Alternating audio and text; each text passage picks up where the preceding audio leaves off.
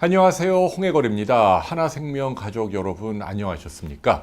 오늘은 여러분들을 가장 괴롭히는 문제죠. 이 미세먼지에 대한 팁 세 가지를 여러분께 알려드리고자 합니다. 자, 첫 번째 팁입니다. 초미세먼지 농도를 여러분들 아침에 일어나시면 늘 확인하십시오.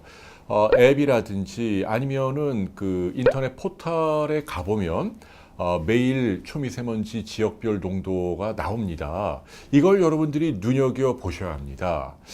왜냐하면 초미세먼지 농도에 따라서 내가 어떻게 활동할 수 있는지 기준이 정해지기 때문이죠. 35를 기준으로 합니다. 35가 넘어가게 되면 나쁨이죠. 자, 그럴 때 가장 중요한 사항은 운동을 하시면 안 됩니다. 근데 운동 좋아하신다 하더라도 35가 넘어갈 때 운동을 하시게 되면 평소보다 5배나 많은 폐로 미세먼지를 밀어넣기 때문이죠.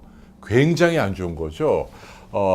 불난 집에 기름 붓는 격이니까요. 35 넘어가면 아무리 운동을 좋아하셔도 하시면 안 됩니다.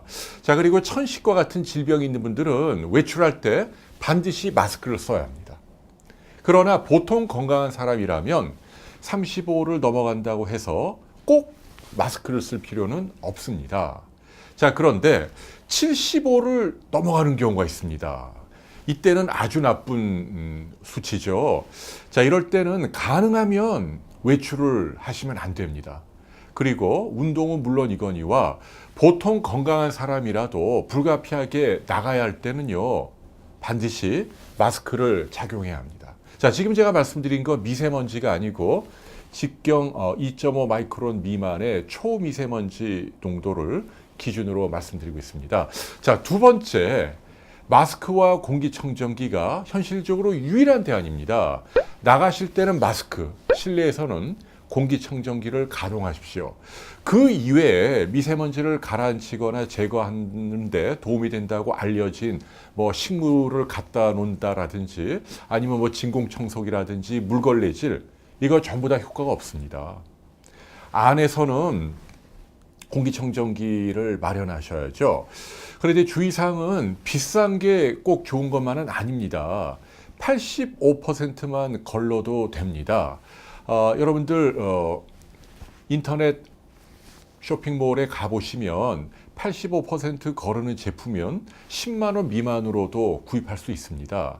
자, 이것을 두세 대를 구입해서 침실, 거실, 그리고 부엌, 이렇게 세 군데에다가 분산해서 돌리는 게 가장 효과적인 방법입니다. 그러니까 굉장히 비싼 한 대를 사는 것보다 성능이 좀 낮더라도 요소에 분산해서 가동하는 게 훨씬 더 효과적이라는 얘기죠. 자, 마스크도 마찬가지입니다. 94% 거르거나 또는 99% 거르거나 이런 걸 꼭 쓸 필요가 없습니다. 가격도 비싸고 답답합니다. 많은 전문가들은요, 80만 걸러도 의미가 있다라고 말을 합니다. 100이 들어올 게 20만 들어오니까요, 분명히 건강에 도움이 된다는 얘기죠. 80만 거르는 마스크는요, 마찬가지로 여러분들 쇼핑몰 뒤져보면 대량 구입할 경우 하나에 100원 내지 200원으로도 살 수가 있습니다. 이게 아시죠? 정전기 방식이기 때문에 일회용입니다. 마스크를 며칠씩 쓰게 되면 효과가 떨어진다는 얘기죠.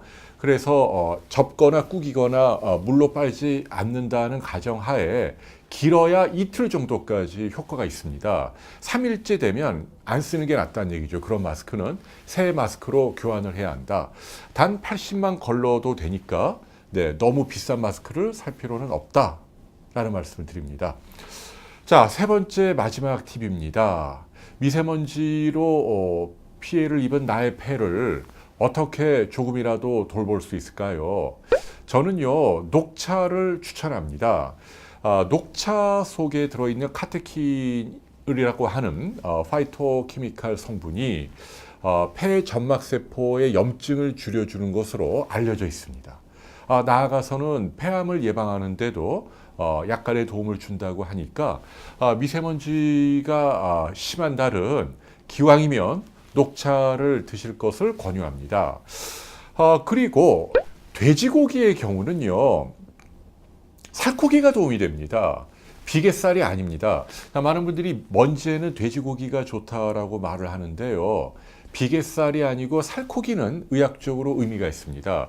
왜냐하면 돼지고기, 살코기 안에는 단위그램당 비타민 B 함량이 가장 높습니다. 그런데 신기하게도 몇 년 전 미국 콜롬비아 대학에서 흥미로운 연구 결과를 발표했죠. 비타민 B를 다량 먹게 되면 미세먼지로 인한 폐 점막 세포의 손상을 줄여준다라는 아주 간단하고 초보적이지만 연구 결과가 나온 적이 있습니다. 자, 그러니까 기왕이면 여러분 미세먼지 심할 때는요, 돼지고기 드세요. 그러나 비계살이 아니고 살코기를 많이 드시면 비타민 B 때문에 도움을 받을 수 있습니다. 자, 오늘 말씀드린 세 가지 팁을 잘 기억하시고 활용하신다면 여러분 건강에 큰 도움이 되리라고 믿습니다. 또 다음에 뵙도록 하겠습니다. 고맙습니다.